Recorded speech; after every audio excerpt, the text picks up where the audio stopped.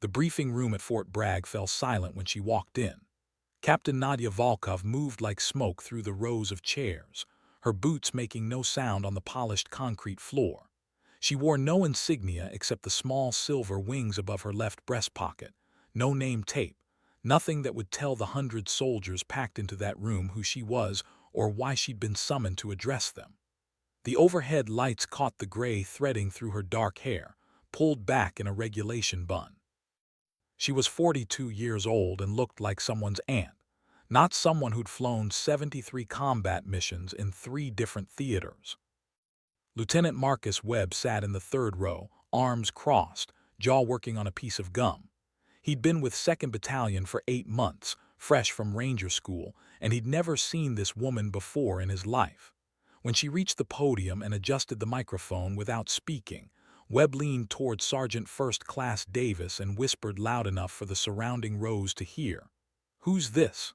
Someone's secretary." A few scattered laughs rippled through the section. Davis didn't laugh. He sat very still, staring at the woman on the stage with an expression Webb couldn't read. Volkov's eyes moved across the room like a thermal scanner, cataloging faces, postures, the location of every exit. She didn't smile. She didn't introduce herself. Instead, she clicked a remote, and the projection screen behind her illuminated with satellite imagery of a compound in the Hindu Kush, dated 3 years prior. "June 17th, she said, her voice carrying an accent that placed her childhood somewhere in the former Soviet bloc. 16 American soldiers pinned down by coordinated Taliban fire from 3 directions. No air support available. No QRF within range. The Tactical Operations Center had written them off." Webb stopped chewing his gum. The room had gone completely quiet. The mission commander requested close air support knowing none existed. He was preparing to destroy classified equipment and make a final stand when someone answered on the emergency frequency.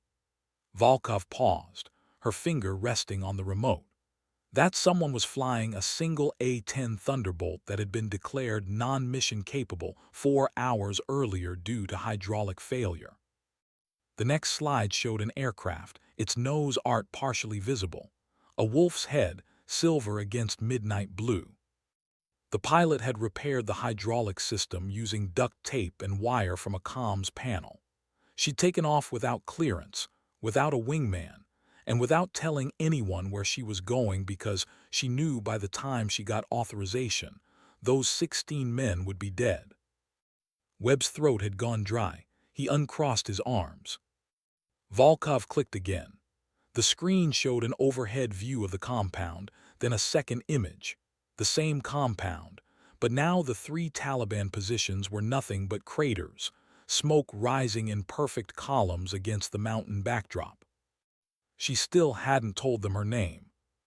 The aircraft had been traveling at 450 knots when it entered the valley.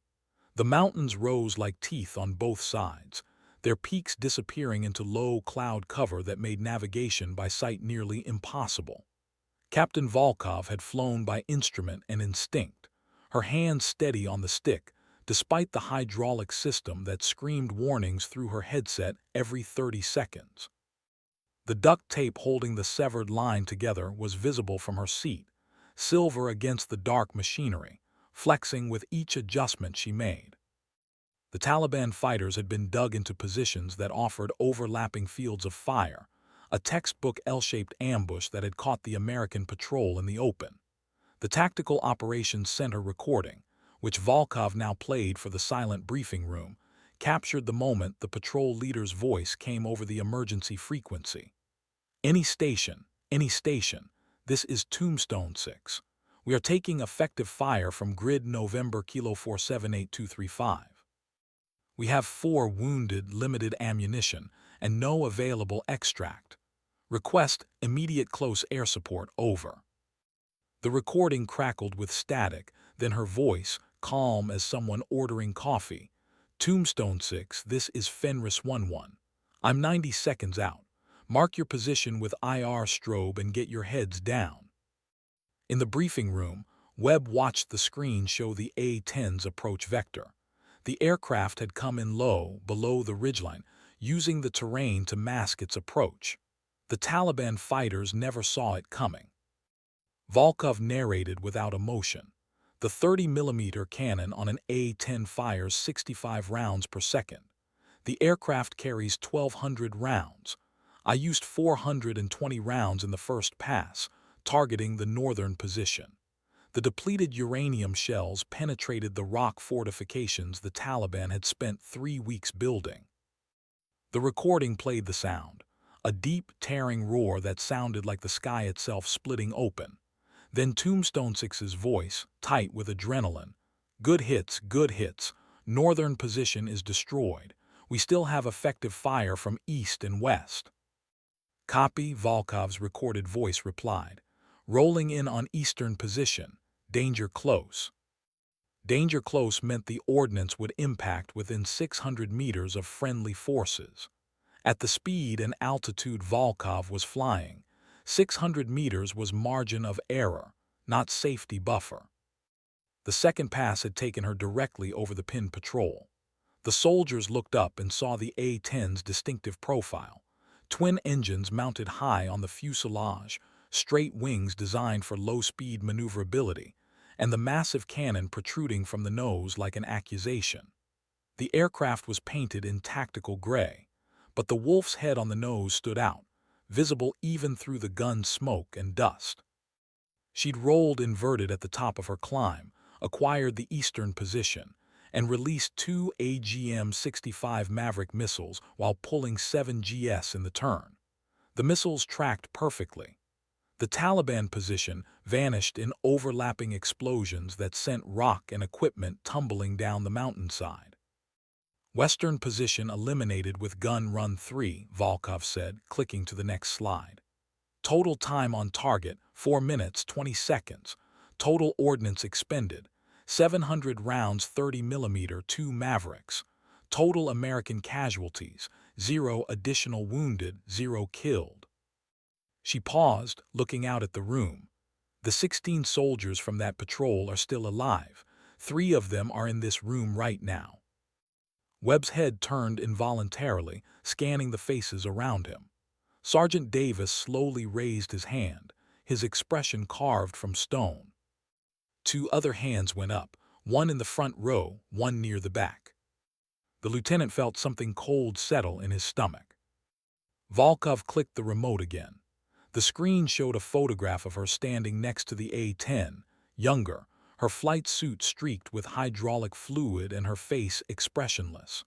The wolf's head on the aircraft behind her seemed to be watching the camera. My call sign is Fenris, she said quietly. In Norse mythology, Fenris is the wolf that breaks its chains during Ragnarök and devours the sun. The name was not my choice. It was given to me by the men I flew support for during my first deployment because they said I arrived when everything else had failed and I made the impossible happen. She paused. That was 13 years ago. I've been flying close air support ever since. Lieutenant Webb wanted to disappear through the floor. His joke about secretaries echoed in his memory like a grenade blast. Volkov's eyes found him in the third row. She didn't call him out, didn't say his name, but he felt the weight of her gaze like a physical thing. Some of you, she continued, her voice still quiet, still without inflection, will look at me and see someone who doesn't fit your expectations of what a combat pilot should be. You will see my age, my gender, my lack of traditional military bearing, and you will make assumptions. The silence in the room had texture now, thick and uncomfortable. Those assumptions, Volkov said, will get you killed. She clicked again, and the screen filled with a new set of coordinates, a new compound and a date that was only 2 days old. This is why you're here. The next 45 minutes passed in a blur of tactical briefings, satellite imagery, and radio intercepts. A high-value target had been located in a compound along the Pakistani border, someone important enough that Joint Special Operations Command had been planning the operation for 6 weeks. The compound sat in a valley with only one viable approach, surrounded by terrain that made helicopter insertion a nightmare and ground assault a suicide mission.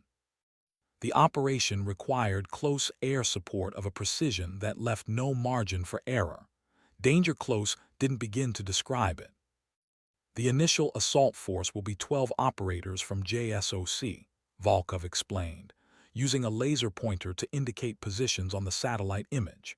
They will insert via MH47 at 0300 hours here. The red dot touched down on a landing zone barely large enough for the Chinook's rotors.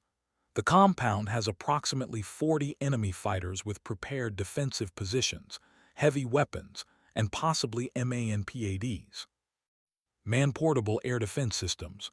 Webb felt his stomach tighten. The close air support package, Volkov continued, will consist of two A-10s, call signs Fenris 11 and Fenris 12. We will be on station 15 minutes prior to insertion and remain until extraction is complete. The problem, she clicked to a new slide showing the valley's topography in 3 dimensions, is that the terrain creates a radar shadow. The enemy will not detect you until you're directly overhead, but neither will you have standoff capability for weapons release. Every gun run will require visual acquisition at ranges under 1,000 meters. Under 1,000 meters meant the A-10s would be flying directly into the engagement zone, close enough to take small arms fire, close enough to hit the wrong target if the pilot's hand slipped even slightly. The operation commander is Lieutenant Colonel Reeves from 5th Special Forces Group, Volkov said. He specifically requested me for this mission. Some of you will be providing security for the operation from forward positions. You need to understand what close air support actually means when the word close is measured in meters, not kilometers. She clicked to a video file. Helmet camera footage from a previous operation filled the screen, shaky and chaotic. The perspective was from someone crouched behind cover, muzzle flashes visible in the darkness ahead. Then the sound, that same deep roar, closer now, impossibly loud. The camera jerked upward just in time to catch the passing overhead so low the backwash from its engines kicked up dust and debris. 2 seconds later, the enemy position disappeared in a line of explosions that walked across the screen like the footsteps of something ancient and terrible. The video ended. The briefing room remained absolutely quiet. Questions, Volkov said, not making it sound like an invitation. No one spoke. Webb certainly wasn't going to be the first. The mission brief continued with logistics, communications protocols, and emergency procedures. Captain Volkov spoke for another 30 minutes, her voice never rising, never showing emotion, just delivering information with the mechanical precision of someone who'd done this so many times the words had worn smooth. When she finished, she collected her notes and walked off the stage without ceremony, without waiting for applause or acknowledgement. Sergeant Davis caught Webb in the hallway afterward. The older NCO's expression hadn't softened. "You got something to say to me, Sergeant?" Webb asked, trying to sound confident and failing. "That woman," Davis said slowly, "has more combat hours than our entire battalion combined. She's been shot down twice, both times in helicopters before she transitioned to fixed-wing. The first time, she walked 18 miles through enemy territory with a broken leg to reach friendly lines. The second time, she stayed with a wounded crew chief for 3 days in a spider hole while insurgents searched for them, then carried him the last 2 miles to the extraction point." Webb said nothing. "She's been awarded the Silver Star twice, the Distinguished Flying Cross 4 times, and the Purple Heart 3 times. She speaks 6 languages, holds a master's degree in aeronautical engineering, and can field strip and rebuild a GAU-8 Avenger cannon blindfolded. But you saw a middle-aged woman without flashy insignia and assumed she was someone's secretary." The words landed like body blows. "I wasn't," Webb started. "Yes, you were," Davis interrupted. "And now you're going to live with that. She heard you, Lieutenant. Everyone heard you. And in 2 days, when we're on that operation and things go sideways, because things always go sideways, you're going to be depending on that woman to keep you alive. Think about that." The sergeant walked away. leaving Webb alone in the hallway with his shame, and the echo of that terrible cannon roar still ringing in his ears. The pre-mission briefing happened at 0400 hours in a secured hangar at Bagram Airfield. Lieutenant Webb arrived early, unable to sleep, and found Captain Volkov already there, walking around her A-10 with a flashlight, inspecting every panel, every rivet, every control surface with an attention to detail that bordered on obsessive. The aircraft looked like it had been built specifically to intimidate. Angular, brutal, designed around a gun so powerful the plane had to be built around it rather than the gun being added to the plane. Webb watched her run her hand along the leading edge of the wing, her fingers tracing something he couldn't see. She didn't acknowledge his presence, didn't look up from her inspection. The wolf's head painted on the nose seemed to watch him instead, its eyes just visible in the hangar's fluorescent lighting. "Captain," he finally said, his voice sounding too loud in the empty space. She glanced over, her expression neutral. "Lieutenant, I wanted to apologize, ma'am. What I said in the briefing room, it was unprofessional and disrespectful." Volkov studied him for a long moment, then returned to her inspection. "You think I haven't heard worse? You think you're the first person to look at me and see something other than a pilot?" "No, ma'am, but—" "Save it," she said, not unkindly. "You know what matters to me, Lieutenant. That when I make a gun run at 200 feet doing 350 knots with your people 200 meters away, you trust me enough not to flinch. That's it. That's the only relationship we need." She moved to the rear of the aircraft, checking the twin turbofan engines mounted on pylons above the fuselage, positioned there specifically to reduce infrared signature and allow the A-10 to fly low and slow without catching fire from its own gun's muzzle blast. Webb followed, keeping a respectful distance. "How many missions have you flown on this deployment?" 17, Volkov answered, her flashlight beam playing across the engine intake. 34 total sorties. 0 friendly fire incidents, 0 aborted runs, 0 missed targets. "And the duct tape thing in the story, that really happened?" For the first time, something that might have been amusement crossed her face. The hydraulic line had been hit by small arms fired during a previous mission. The maintenance crews were overwhelmed, told me the bird was down for 48 hours. I heard the patrol calling for help and made a choice. The duct tape held for 4 hours, long enough to complete the mission and return to base. Then the line failed completely on the taxiway, and the plane dumped all its hydraulic fluid onto the tarmac. "You could have been killed." "The 16 men in that patrol definitely would have been killed," Volkov replied, her tone making it clear this was simple mathematics, not heroism. The risk assessment was straightforward. She completed her walk around, checking items off on a laminated card she carried. Satisfied, she climbed the ladder to the cockpit and began her interior pre-flight. Webb watched from the ground as her hands moved across switches and displays with practiced efficiency. "Why Fenris?" he asked. "The call sign, I mean. You said it was given to you, but why does it stick?" Volkov paused, her hand resting on the throttle. "Because in the old stories, Fenris was bound by chains the gods made from impossible things.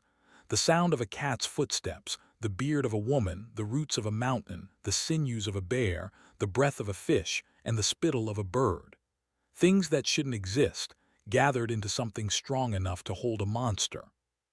She looked down at him from the cockpit, her face half in shadow.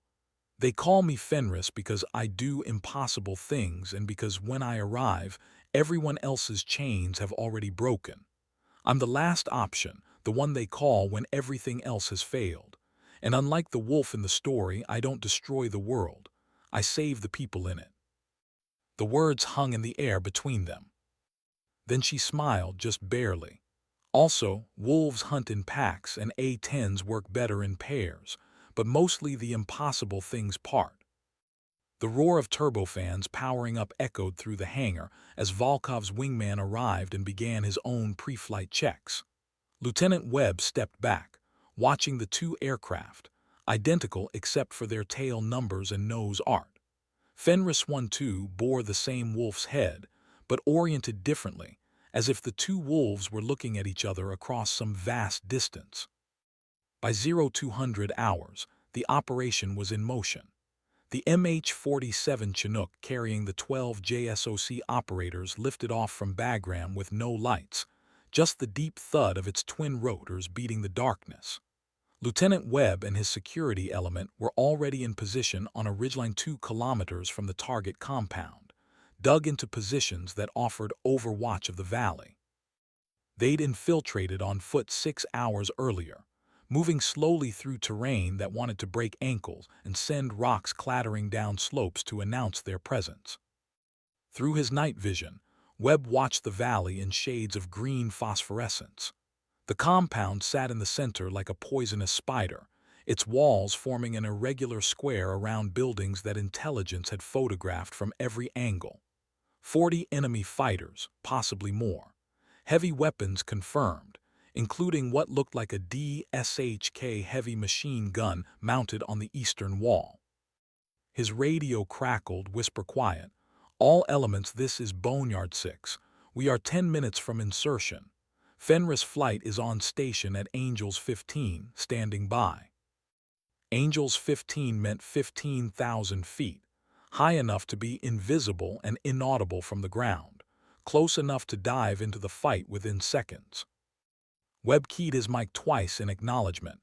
No voice, just the click that told the operations center he'd received and understood.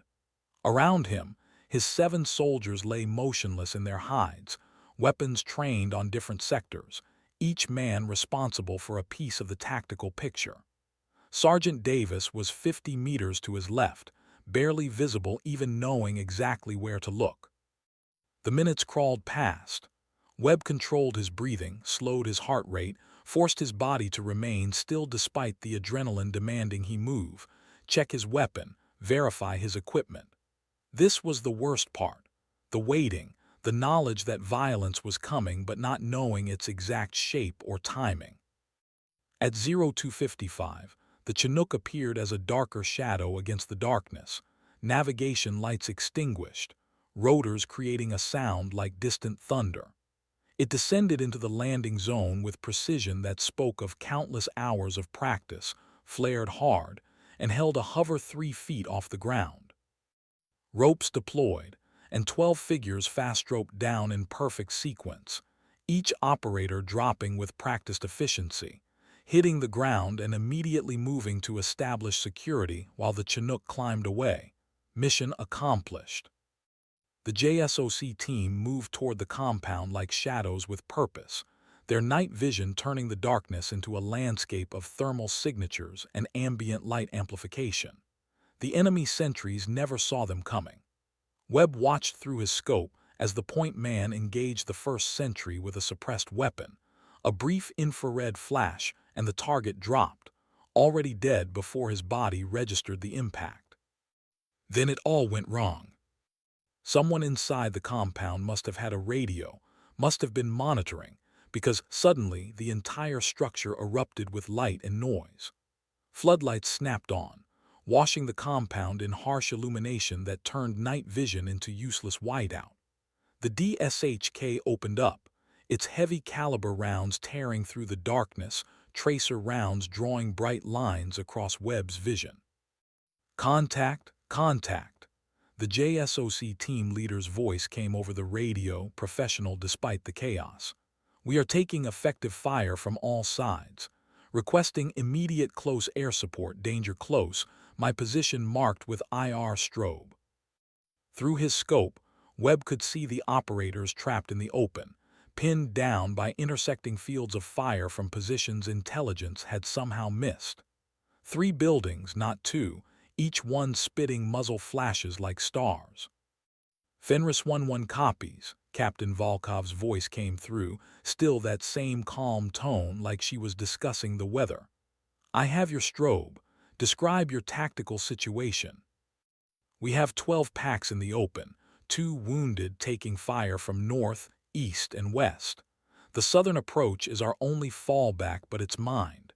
We need those positions neutralized now. Copy all, Volkov replied. Fenris flight is commencing our run. Keep your heads down and trust the aircraft. Webb heard it before he saw it. That distinctive sound of the A-10's turbofans, not the high-pitched scream of fighter jets but a deeper growl, predatory and patient. Then the aircraft appeared, materializing from the darkness like it had been there all along, just waiting to be seen. It came in low, impossibly low, wings level, nose tracking toward the northern position with geometric certainty. The GAU-8 Avenger cannon opened fire, and the sound was primordial. 65 depleted uranium rounds per second, each one the size of a beer bottle, traveling at 3,000 feet per second.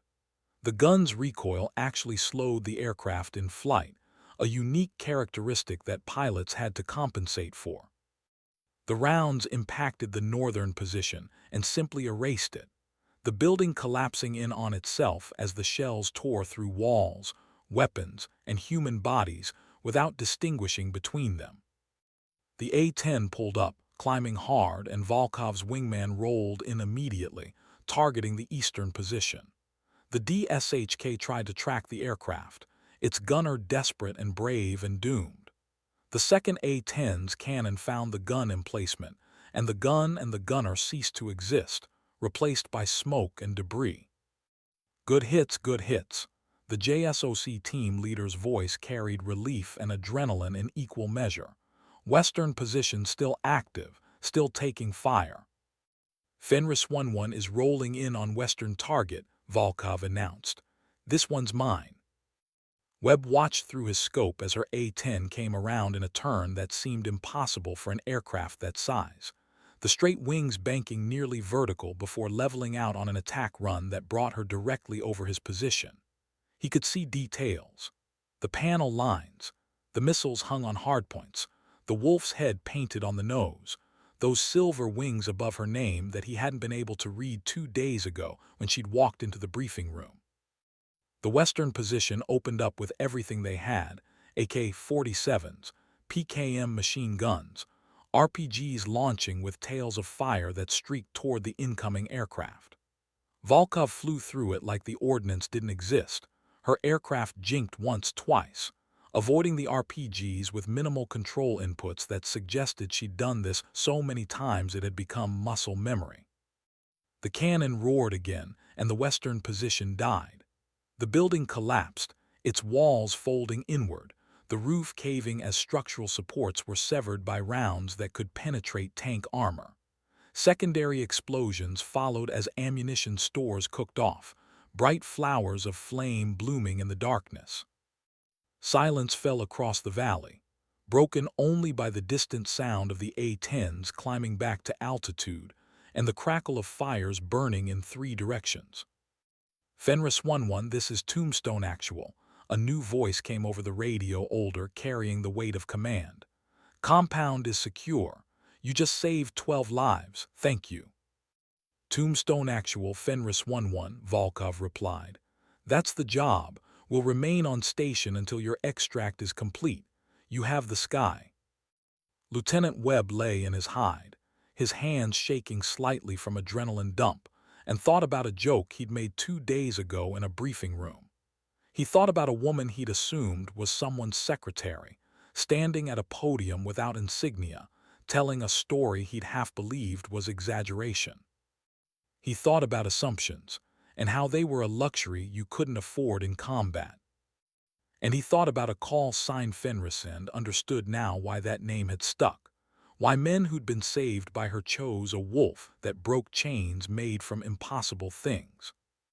Because he just watched impossible things happen, delivered by someone everyone underestimated, and 12 soldiers were alive because she'd made it look easy. The extraction went smoothly. The JSOC operators secured the high-value target, a Taliban commander responsible for coordinating attacks across 3 provinces, along with intelligence materials that would take analysts weeks to process. The MH-47 returned, collected the team and their detainee, and disappeared back into the darkness from which it had come. Volkov and her wingman maintained their orbit overhead until the Chinook was safely clear of the area, then climbed to altitude for the return flight to Bagram.